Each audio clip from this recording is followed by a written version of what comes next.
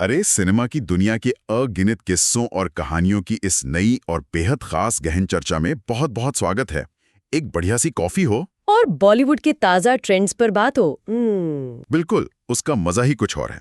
आज की हमारी ये चर्चा सिर्फ खबरों की हेडलाइंस पढ़ने के बारे में नहीं है। हाँ, हमने ढेरों आर्टिकल्स, बॉक्स ऑफिस की रिपोर्ट्स और क्रिटिक्स के रिव्यूज को खंगाला है। ताकि हम उस बड़ी तस्वीर को समझ सकें जो इस वक्त पूरी फिल्म इंडस्ट्री को आकार दे रही है। हमारा मिशन आज बहुत स्पष्ट है। हम 1975 की दीवार के सुनहरे नॉस्टैल्जिया से शुरुआत करेंगे। फिर फिल्मों के उस बदलते और मतलब चौंकाने वाले अर्थशास्त्र को डिकोड करेंगे जो आज के प्रोड्यूसर्स चला रहे हैं। सही कहा। साथ ही आर्टिफिशियल इंटेलिजेंस के उस खतरे पर नजर डालेंगे जो राइटर्स और एक्टर्स की नींद उड़ा रहा है। और सबसे अहम बात, सितारों की निजी जिंदगी के उन पहलुओं को समझेंगे जो असल में हमारे समाज का ही आईना है। और सच कहूं तो सिनेमा पर बात करने का असली मजा तभी आता है जब हम स्क्रीन के पीछे चल रहे इस पूरे खेल को समझें। आज हमारे पास जो स्रोत है वो बहुत ही दिलचस्प विरोधाभास पेश करते हैं। वैसे विरोधाभास कैसा? एक तरफ हम देखते हैं कि इंडस्ट्री तकनीक और एआई की सुनामी से डर रही है, और दूसरी तरफ आज भी कोई जमीनी कहानी दर्शकों को सिनेमा घरों तक खींचने में कामयाब हो रही है। ये दिखाता है कि हम चाहे कितनी भी तरक्की कर लें, एक अच्छी कहानी की भूख कभी खत्म नहीं होती।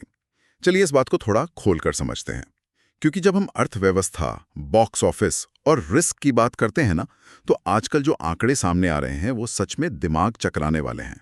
बिल्कुल, नंबर तो आजकल अलग ही कहानी बताते हैं। अरे अक्षय कुमार और सैफ अली खान की आने वाली फिल्म हैवान का ही केस ले लीजिए। हाँ प्रियदर्शन इसको डायरेक्ट कर रहे हैं। हाँ। अब मजेदार बात यह है कि फिल्म का अभी थिएट्रिकल रिलीज होना बाकी है। दर्शकों ने इसका एक फ्रेम नहीं देखा है, लेकिन इसने अपने नॉन थिएट्रिकल राइट्स यानी सैटेलाइट, डिजिटल स्ट्रीमिंग और म्यूजिक राइट्स बेचकर 80 करोड़ रुपए कमा लिए हैं। 80 करोड़? बिना रिलीज के। वही तो। बताया जा रहा है कि इससे फिल्म की 70% लागत रिलीज से पहले ही रिकवर हो गई है। ये स्टूडियोज का किस तरह का नया गेम प्लान है? यहाँ जो सबसे आकर्षक बात है वो ये है कि रिस्क मैनेजमेंट अब फिल्म मेकिंग का सबसे बड़ा हिस्सा बन गया है। पहले फिल्में पूरी तरह से शुक्रवार के बॉक्स ऑफिस कलेक्शन पर निर्भर होती थीं, लेकिन अब हैवान जैसी फिल्मों के प्रोड्यूसर्स को पता है कि उनके पास अक्षय कुमार और सैफ अली खान जैसे बड़े नाम हैं। और प्रियदर्शन की कॉमेडी का एक लॉयल फैन बेस तो है ही। सही कहा। ओटीटी प्लेटफॉर्म्स और टीवी चैनल्स इसी फैन बेस के लिए एडवांस में पैसा देते हैं। लेकिन इसका एक दूसरा पहलू भी है। जहां एक तरफ रिलीज से पहले लागत निकाली जा रही है, वहीं धुरंधर जैसी फिल्म ने एक अलग ही थ्योरी साबित की है। हाँ, धुरंधर का केस तो सच में केस स्टडी बनने लायक है। आजकल हर कोई यही कहता है कि टिकटॉक और रील्स के जमाने में दर्शकों का अटेंशन स्पैन यानी ध्यान लगाने की क्षमता बहुत कम हो गई है। लोग 15 सेकंड की वीडियो से बोर हो जाते हैं आजकल। वही तो मैं सोच रहा था। फिर भी धुरंधर की लंबाई 3 घंटे से ज्यादा की थी और इसने बॉक्स ऑफिस पर दुगना मुनाफा कमाया। बिल्कुल, ये इस धारणा को पूरी तरह से तोड़ता है कि लोग लंबी फिल्में नहीं देखना चाहते। दर्शक लंबी फिल्में देखना चाहते हैं, बशर्ते आप उन्हें उस दुनिया में पूरी तरह से डुबो दें। अगर कहानी में गहराई है तो समय कोई मायने नहीं रखता। धुरंधर के मामले में दर्शकों ने प्रति व्यक्ति ज्यादा पैसा खर्च किया। इसी संदर्भ में राम गोपाल वर्मा का एक बयान सामने आया है जो आमतौर पर बहुत बेबाक राय रखते हैं। हाँ, उनके बयान तो हमेशा चर्चा में रहते हैं। उन्होंने धुरंधर और इसके निर्देशक आदित्य धर की खुलकर तारीफ की है और इसे इंटेलिजेंस सिनेमा के लिए एक नई उम्मीद बताया है। उनका मानना है कि ये फिल्म टिपिकल हीरो विलन के घिसे पिटे टेम्पलेट से बहुत आगे की चीज है। और ये बात सच भी लगती है। इसी फ्रेंचाइज की सीक्वल धुरंधर द रिवेंज को लेकर जो हाइप बन रही है वो देखने लायक है। हाँ, रणबीर का एनर्जी लेवल अलग ही होता है। हाँ, लेकिन इस इंटेंस रोल को देखकर इंडस्ट्री में चर्चा शुरू हो गई है कि क्या वो इस दशक के सबसे बड़े स्टार बनने की राह पर है। ये एक बहुत ही वैलिड चर्चा है, क्योंकि स्टारडम अब सिर्फ गुड लुक्स से नहीं बल्कि ऐसे किरदारों से तय होता है जो दर्शकों के जहन में बस जाएं। किरदारों के जहन में बसने की बात हो रही है तो मुझे तुरंत 1975 की क्लासिक दीवार याद आ रही है। क्लासिक। हाल ही में सोशल मीडिया पर इसके कई क्लिप्स दोबारा वायरल हुए हैं। और सोचिए, आज हम धुरंधर के 3 घंटे के रन टाइम की बात कर रहे हैं, लेकिन उस दौर में यश चोपड़ा ने जो किया वो जादू था। शशि कपूर का वो एक डायलॉग, हाँ मेरे पास माँ है, आज 50 साल बाद भी पॉप कल्चर का हिस्सा है। इसी फिल्म ने अमिताभ बच्चन के एंग्री यंग मैन वाले अवतार को अमर कर दिया था। लेकिन जो बात मुझे सबसे दिलचस्प लगी वो ये थी कि उस वक्त दीवार को सेंसरशिप की भारी दिक्कतों का सामना करना पड़ा था। सिर्फ इसलिए क्योंकि इसमें माफिया और स्मगलिंग को बहुत करीब से दिखाया गया था। बिल्कुल, उस समय का समाज और सेंसर बोर्ड अपना डर गए थे। हाँ, उस समय का समाज और सेंसर बोर्ड अपराध को स्क्रीन पर ग्लैमराइज करने को लेकर बहुत डरा हुआ था। तब देश में इमरजेंसी का माहौल था, समाज में अपनी दीवारें थीं। हाँ, एक बंदिश थी। लेकिन अगर हम आज के सिनेमा से उसकी तुलना करें, जहां वायलेंस और डार्क थीम्स बहुत आम हो गए हैं, तो लगता है कि सिनेमा ने अपनी अभिव्यक्ति की आज़ादी को काफ़ी बढ़ाया है। और सिर्फ थीम्स में ही नहीं, बाजार के मामले में भी भारतीय सिनेमा ग्लोबल स्टार पर अपनी दीवारें तोड़ रहा है। आप ग्लोबल डिस्ट्रीब्यूशन की बात कर रही हैं, राइट? जी। होम वाले फिल्म्स की रणनीति को देखिए। केजीएफ और कांतारा की ब्लॉकबस्टर सफलता के बाद उन्होंने सिर्फ साउथ या पैन इंडिया पर फोकस नहीं किया। तो कहाँ गए वो? अब वे नॉर्थ अमेरिका, यूरोप और एशिया पैसिफिक में इंटरनेशनल डिस्ट्रीब्यूशन का विस्तार कर रहे हैं। उन्होंने बाकायदा अपना एक ओवरसीज नेटवर्क तैयार कर लिया है। क्या बात है! इसके साथ ही रामचरण की जो आने वाली स्पोर्ट्स ड्रामा फिल्म पेडी है, उसके नॉर्थ अमेरिका के राइट्स को लेकर भी एक बहुत बड़ी डील फाइनल हो चुकी है। इसका सीधा सा मतलब ये है कि अब हॉलीवुड के साथ साथ भारतीय फिल्में भी ग्लोबल बॉक्स ऑफिस के अर्थशास्त्र को डिक्टेट कर रही हैं। ये हम सभी सिनेमा प्रेमियों के लिए सच में गर्व करने वाली बात है। लेकिन सिर्फ बड़े बजट और ग्लोबल डील्स में ही बदलाव नहीं आ रहा है। जिन कहानियों पर पैसा लगाया जा रहा है, उनका नैरेटिव भी बदल रहा है। सही कहा। मर्दानी 3 का बॉक्स ऑफिस कलेक्शन इसका सबसे ताज़ा सबूत है। इस फिल्म ने 4 हफ्तों में करीब 48.6 करोड़ रुपए की बेहतरीन कमाई की है। शानदार आंकड़े हैं। ये सिर्फ एक हिट फिल्म नहीं है, ये एक सॉलिड स्टेटमेंट है कि दर्शक अब महिला केंद्रित फ्रैंचाइज को पूरी तरह से स्वीकार कर रहे हैं। रानी मुखर्जी का शिवानी शिवाजी रॉय वाला किरदार अब सिंघम या चुलबुल पांडे जितना ही आइकॉनिक हो गया है। और ये ट्रेंड सिर्फ सिनेमा घरों में नहीं, स्ट्रीमिंग पे भी दिख रहा है। नेटफ्लिक्स की फिल्म अक्यूज्ड को ही लीजिए। बिल्कुल, यूके में सेट ये फिल्म, जिसमें कोंकणा सेन शर्मा और प्रतिभा रांता हैं, ये एक बहुत ही अलग लेवल का सिनेमा है। ये सिर्फ थ्रिलर नहीं है। हाँ, ये सच समाज की धारणाओं और जेंडर बायस यानी लिंग भेद जैसे गहरे मुद्दों पर तीखा प्रहार करती है। स्क्रीन पर महिलाओं के ऐसे दमदार और कॉम्प्लेक्स रोल देखना बहुत सुखद है। अगर हम इसे बड़ी तस्वीर से जोड़कर देखें, तो पर्दे पर ये जो सफलता और सशक्तिकरण दिख रहा है, उसके पीछे की असली इंडस्ट्री की हकीकत आज भी बहुत जटिल और कई बार बहुत कड़वी है। मर्दानी 3 जैसी फिल्मों की कामयाबी एक तरफ है, लेकिन जानी मानी लेखिका शोभा दे का हालिया बयान एक बिल्कुल अलग सच्चाई बयान करता है। उन्होंने साफ शब्दों में इंडस्ट्री के सिस्टम की आलोचना की है और कहा है कि बॉलीवुड में एक अभिनेत्री के मां बनने के बाद उसका करियर लगभग खत्म मान लिया जाता है। ये बहुत ही चुभने वाली बात है, लेकिन दुर्भाग्य से सच है। शोभा दे ने यह भी कहा कि सिर्फ दीपिका पादुकोण या प्रियंका चोपड़ा जैसी कुछ चुनिंदा स्टार्स ही हैं जो मदरहुड के बाद भी अपनी शर्तों पर काम कर पाती हैं, क्योंकि उनका स्टारडम इतना बड़ा हो चुका है कि इंडस्ट्री उन्हें इग्नोर नहीं कर सकती। वही ना, यही तो इंडस्ट्री का असली पैमाना है। पुरुषों के लिए उम्र और पिता बनना कभी उनके स्टारडम के आड़े नहीं आता, लेकिन महिलाओं के लिए वापसी करना आज भी एक पहाड़ चढ़ने जैसा है। सही कहा आपने। दीपिका पादुकोण की बात चली है तो उनका एक ताज़ा फैसला भी इसी सशक्तिकरण की ओर इशारा करता है। हाल ही में उन्होंने मशहूर Hollywood series the white lotus का अपना प्रोजेक्ट छोड़ दिया। ये बहुत बड़ा इंटरनेशनल प्रोजेक्ट था। बिल्कुल, लेकिन दीपिका ने जिस ग्रेस के साथ बयान दिया कि यह फैसला उनकी शांति, नियंत्रण और आत्मविश्वास से जुड़ा है, वो काबिल तारीफ है। वो अब उस मुकाम पर हैं जहां वो अपनी मानसिक शांति और अपनी शर्तों को सबसे ऊपर रख सकती हैं। लेकिन हर किसी की किस्मत या हैसियत दीपिका जैसी नहीं होती। इसी चमकती हुई इंडस्ट्री के बैकग्राउंड से एक बहुत ही दर्दनाक कहानी सामने आई है। एक अभिनेत्री जिन्हें कभी इंडस्ट्री में गर्ल नेक्स्ट डोर की इमेज के लिए जाना जाता था, उनकी जिंदगी किसी ट्रेजेडी से कम नहीं रही। मैंने पढ़ा था इसके बारे में। रिपोर्ट्स के मुताबिक घर से भागने पर पुलिस द्वारा उन्हें थप्पड़ मारा गया, वो गहरे डिप्रेशन का शिकार हुईं और फिर कैंसर की वजह से उन्होंने अपने पार्टनर को खो दिया।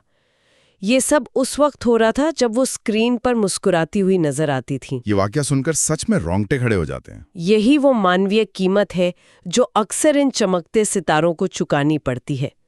पर्दे की चकाचौंध के पीछे कितनी भारी मानवीय चुनौतियां और दुख छिपे होते हैं, ये हम अक्सर भूल जाते हैं। तो इस सब का आखिर मतलब क्या है? हम एक तरफ इन इंसानी जज्बातों, दुखों और संघर्षों की बात कर रहे हैं जो एक एक्टर को इंसान बनाते हैं। और दूसरी तरफ हमारी फिल्म इंडस्ट्री एक ऐसे तकनीकी मुहाने पर खड़ी है जो इस इंसानियत को ही रिप्लेस करने की बात कर रहा है। एआई की बात कर रहे हैं आप? हाँ, राम गोपाल वर्मा का जो बयान आया है वो इसी डर को पुख्ता करता है। उन्होंने आर्टिफिशियल इंटेलिजेंस एआई को सीधे तौर पर एक सुनामी कह दिया है। उनका दावा है कि ये एआई की सुनामी पूरी फिल्म इंडस्ट्री के मौजूदा ढांचे को, राइटर्स को, शायद एक्टर्स को भी पूरी तरह से बहा ले जाएगी। तकनीक का ये डर बिल्कुल वास्तविक है और इंडस्ट्री के लोग इसे महसूस कर रहे हैं। एआई आज स्क्रिप्ट्स लिख रहा है, विजुअल्स बना रहा है, यहाँ तक कि बैकग्राउंड स्कोर भी तैयार कर रहा है। सच में? लेकिन जहाँ एआई का ये डिजिटल खतरा है, वहीं कला को इंसानी हाथों में बचाए रखने की कुछ बहुत ही खूबसूरत और ज़मीनी कोशिशें भी हो रही हैं। जैसे कि वो नुक्कड़ नाटक वाला हालिया प्रयोग। बिल्कुल। हाल ही में रंगमंच को जिंदा रखने के लिए एक बहुत अनोखा प्रयोग किया गया। इसमें कोई ए-लिस्टर स्टार नहीं है, कोई वीएफएक्स नहीं है, कोई बड़ा कॉर्पोरेट स्टूडियो नहीं है। तो फिर क्या है? सिर्फ एक चलता फिरता कैरावैन है जिसके जरिए थिएटर को सीधे दर्शकों के दरवाजे तक पहुंचाया जा रहा है। एआई के इस ठंडे और मशीनी दौर में जहां सब कुछ एल्गोरिदम तय कर रहा है, कला का ये सीधा मानवीय संपर्क एक ताज़ी हवा के झोंके जैसा है। और फैंस को भी तो यही मानवीय संपर्क चाहिए। स्क्रीन के बाहर भी सोशल मीडिया पर लोग इंसानी जज्बातों से ही जुड़ते हैं। रश्मिका मंडाना और विजय देवरकोंडा की उदयपुर में हुई रॉयल शादी ने इंटरनेट पर जो कब्जा किया, वो इसका सबसे बड़ा सबूत है। फैंस उनके प्यार का जश्न ऐसे मना रहे थे जैसे उनके अपने घर की शादी हो। हाँ, उनकी तस्वीरों को देखकर उन्हें शिवा पार्वती जैसी जोड़ी का नाम दिया जा रहा है। और शायद आपको पता हो, उनकी इन खूबसूरत तस्वीरों ने इंस्टाग्राम पर एंगेजमेंट के मामले में विराट कोहली की उस ऐतिहासिक वर्ल्ड कप जीतने वाली पोस्ट का रिकॉर्ड भी तोड़ दिया है। क्या बात कर रही हैं? ये तो सच में क्रेजी है। और फैंस की नज़ारें भी कितनी तेज होती हैं। रश्मिका ने अपनी मेहंदी के डिजाइन में बहुत ही चालाकी से राउडी नाम छुपाया था, जो कि विजय देवरकोंडा का मशहूर निकनेम है। इंटरनेट ने उसे ढूंढ निकाला और उस पर लोग अपना दिल हार बैठे। ये नॉस्टैल्जिया और प्यारी तो है जो स्टार्स को भगवान बनाता है। ये पब्लिक लाइफ का एक बहुत ही खूबसूरत पहलू है, लेकिन ये एक बहुत जरूरी सवाल खड़ा करता है। फैंस का अपने सितारों के साथ जो ये रिश्ता होता है, इसे मनोविज्ञान में पैरासोशल रिलेशनशिप्स कहते हैं। एक तरफा रिश्ता। सही। इसका मतलब है एक तरफा रिश्ता जहां फैन को लगता है कि वो स्टार को निजी तौर पर जानता है, वो उन पर अपना हक समझता है, जबकि असल में स्टार को उस फैन का नाम तक नहीं पता होता। वही ना। जब तक सब अच्छा चल रहा है तब तक ये रिश्ता बहुत प्यारा लगता है, लेकिन जब स्टार्स की निजी जिंदगी में कुछ ऐसा होता है जो फैंस की उम्मीदों के खिलाफ हो, तो यही प्यार नफरत और अंधभक्ति में बदल जाता है। आप विजय और संगीता की डिवोर्स वाली खबर की ओर इशारा कर रही है ना? जी हाँ। तमिल सुपरस्टार विजय और उनकी पत्नी संगीता के 27 साल पुराने रिश्ते के टूटने की खबर अपने आप में बहुत दुखद है। ये उनका निजी फैसला है। बिल्कुल। लेकिन इस पूरे मामले में सबसे भयानक चीज ये हुई है कि अभिनेत्री त्रिशा कृष्णन को बिना किसी ठोस आधार के भयंकर तरीके से ऑनलाइन ट्रोल किया जा रहा है। हाँ, ये बहुत गलत है। उन पर गालियों और भद्दे कमेंट्स की बौछार कर दी गई है। किसी की भी निजी जिंदगी के फैसलों पर इस तरह का साइबर हमला दिखाता है कि ये पैरासोशल फेम कितनी टॉक्सिक हो सकती है। ये बहुत ही खतरनाक स्थिति है। जब आप इंटरनेट पर अपनी जिंदगी शेयर करते हैं तो आप खुद को इस तरह के हमलों के लिए भी खोल देते हैं। इसी संदर्भ में मुझे करण जौहर की वो सलाह बहुत सटीक लगती है जो उन्होंने हाल ही में डिजिटल इन्फ्लुएंसर्स को दी थी। हाँ, उन्होंने तन्मय भट्ट का उदाहरण देते हुए बहुत गहरी बात कही। करण ने कहा कि अगर किसी इन्फ्लुएंसर को लगता है कि सोशल मीडिया की ये फेम, ये लाइक्स और ये पैसा हमेशा रहने वाला है, तो वे एक बहुत बड़े मुगालते में जी रहे हैं।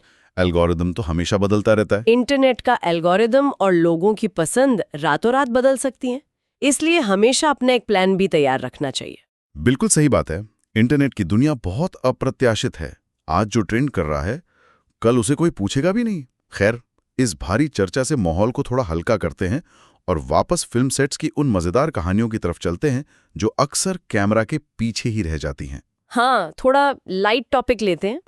अक्षय कुमार की आने वाली कॉमेडी फिल्म भूत बंगला के सेट से एक बहुत ही कमाल का किस्सा सामने आया है। हम सब जानते हैं कि अक्षय अपनी फिटनेस और शरारतों के लिए मशहूर हैं, लेकिन इस बार उन्होंने सेट पर एक ट्रैम्पोलिन पर कूदते हुए गजब का पॉप एंड लॉक डांस कर डाला। पॉप एंड लॉक ट्रैम्पोलिन पर? हाँ, उनका ये मूव इतना अचानक और परफेक्शन के साथ था कि सामने खड़े राजपाल यादव पूरी तरह से हैरान रह गए और उनका मुंह खुला का खुला रह गया। अक्षय कुमार की ये एनर्जी ही उनकी सबसे बड़ी यूएसपी है। इसी फिल्म के एक और गाने राम जी आके भला करेंगे कि कोरियोग्राफी को लेकर भी एक दिलचस्प बात सामने आई है। क्या? गाने में अक्षय कुमार नंगे पैर डांस कर रहे हैं। इस पर जब मशहूर कोरियोग्राफर गणेश आचार्य से पूछा गया तो उन्होंने बताया कि ये सिर्फ एक क्रिएटिव चॉइस नहीं है, बल्कि ये आस्था और परंपरा का सम्मान करने का एक तरीका है। और राजपाल यादव की हमने बात की तो उनका भी एक बहुत ही मजेदार बयान आया है। राजपाल जब से तिहाड़ जेल से बाहर आए हैं, उनका कॉन्फिडेंस एक अलग ही लेवल पर है। हाँ, मैंने पढ़ा था उनका बयान। हाल ही में एक इंटरव्यू में उन्होंने बड़े ही मजाकिया और अति आत्मविश्वासी अंदाज में दावा किया कि उनके पास इस वक्त 1200 करोड़ रुपए का काम लाइन में लगा हुआ है। इतना ही नहीं, उन्होंने खुद को एक चलती फिरती चेकबुक तक के डाला।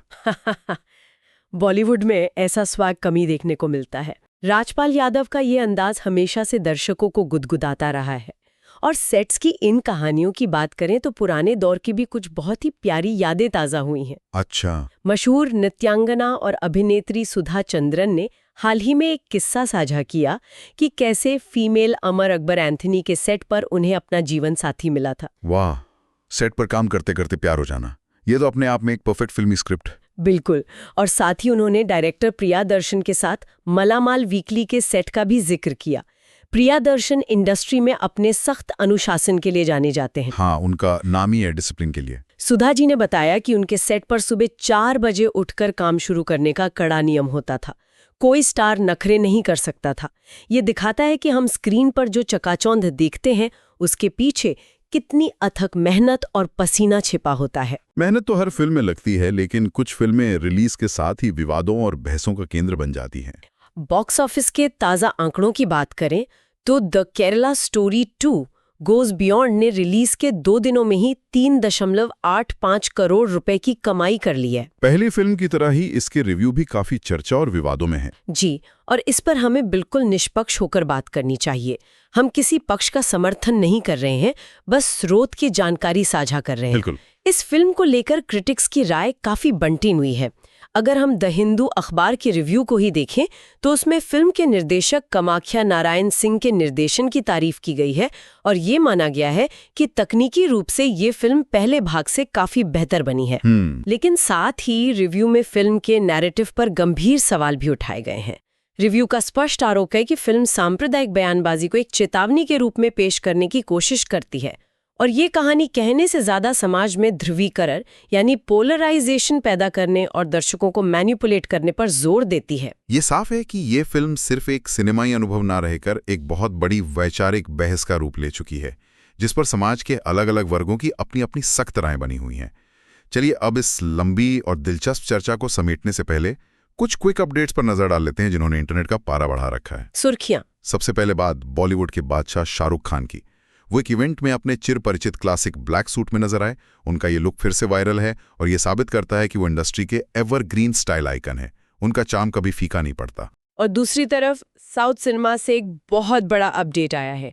संदीप रेड्डी वंगा, जो अपनी इंटेंस फिल्मों के लिए जाने जाते हैं, उनकी अगली फिल्म स्पिरिट में प्रभास मुख्य भूमिका में है। ये तो बहुत बड़ी खबर है। लेकिन सबसे बड़ी खबर ये है कि इस फिल्म में प्रभास के खिलाफ एक खूंखार विलन के रूप में विवेक ओबरॉय का नाम फाइनल हो गया है, जिसका एक बहुत ही डार्क पोस्टर भी रिलीज हो गया है। विवेक ओबरॉय को एक पावरफुल विलन के रोल में देखना सच में बहुत एक्साइटिंग होगा। इसके अलावा अनिल कपूर की आने वाली एक्शन फिल्म सूबेदार का पूरा म्यूजिक एल्बम आउट हो गया है। इसमें विशाल दादलानी और श्रेया घोषाल जैसे दिग्गजों की आवाजें हैं और गाने सोशल मीडिया पर काफी ट्रेंड कर रहे हैं। वाह। और आखिर में महानायक अमिताभ बच्चन का वो ब्लॉग पोस्ट, उन्होंने रात के ठीक 3 बजे अपने ब्लॉग पर लॉयल मैन यानी वफादार आदमियों को लेकर एक बहुत ही अजीब और विचारोत्तेजक पोस्ट किया है। इंटरनेट पर लोग इसे उनका सरकास्टिक ज्ञान कहकर डिकोड करने में लगे हुए हैं कि आखिर उन्होंने ये किसके लिए लिखा है। अमिताभ बच्चन का ये अंदाज आज भी लोगों को उलझा कर रख देता है। रात के 3 बजे फिलॉसफी झाड़ना उनकी ही बस की बात है। खैर, अगर हम आज की इस पूरी चर्चा को एक फ्रेम में रखकर देखें तो एक बात बिल्कुल साफ होकर उभरती है। वो क्या? यही कि सिनेमा कभी भी सिर्फ 2-2.5 घंटे का टाइम पास या मनोरंजन नहीं होता। ये हमारे समाज की बदलती सोच, अर्थशास्त्र की नई करवटों और हमारी अपनी गहरी मानवीय भावनाओं का एक जीता जागता रिफ्लेक्शन है। आज हमने 1975 की दीवार के नॉस्टैल्जिया से लेकर 2026 के एआई के उस अनजाने डर तक का सफर तय किया है। बिल्कुल। हमने पर्दे के पीछे के दर्द को भी छुआ और बॉक्स ऑफिस के करोड़ों की डील्स को भी समझा। सही कहा। और इन सब बातों ने हमें ये सोचने पर मजबूर किया है कि आखिर इस ग्लैमरस और कभी-कभी बहुत ही टॉक्सिक हो जाने वाली दुनिया के पीछे असली इंसानियत क्या है। वो इंसानियत जो मुस्कुराते चेहरों के पीछे छिपे डिप्रेशन से लड़ रही है और जो टेक्निक के सामने अपनी जगह बचाने की जद्दोजहद कर रही है। इसी बात पर आज की इस गहन चर्चा को खत्म करने से पहले मैं एक सवाल छोड़ना चाहूंगी। आज हमने शुरुआत में राम गोपाल वर्मा के AI वाले बयान पर बात की थी। हाँ, जरा सोचिए, अगर कल को ये आर्टिफिशियल इंटेलिजेंस सच में इतनी एडवांस हो जाए कि वो खुद ही एक परफेक्ट इमोशनल फिल्म लिख दे, उसे डायरेक्ट कर दे और उसमें मशीन से बने हुए एकदम परफेक्ट डिजिटल स्टार्स हो जिनमें कोई इंसानी कमी ना हो, तो क्या हम उन डिजिटल चेहरों को वही प्यार, वही दीवानगी, वही ट्रोलिंग और वही भावनाएं दे पाएंगे जो आज हम एक जीते जागते गलती करने वाले इंसान को देते हैं?